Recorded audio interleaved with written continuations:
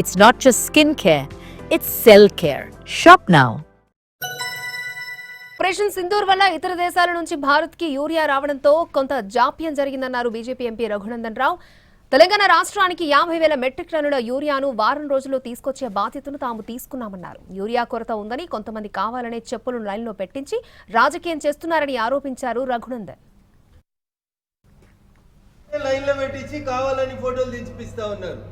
రైతన్నలకి నేను చేసేటువంటి అప్పీల్ ఏంటంటే, యూరియా ఇచ్చేది కాంగ్రెస్ కాదు, తెచ్చేది టీఆర్ఎస్ కాదు.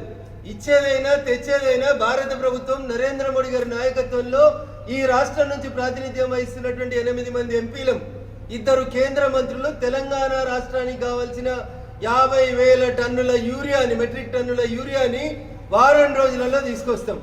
రైతన్నలారా, కాంగ్రెస్ ఏదో చెప్పిందని, టీఆర్ఎస్ ఏదో చెప్పిందని దయచేసి రోడ్ల మీదకి రావద్దు.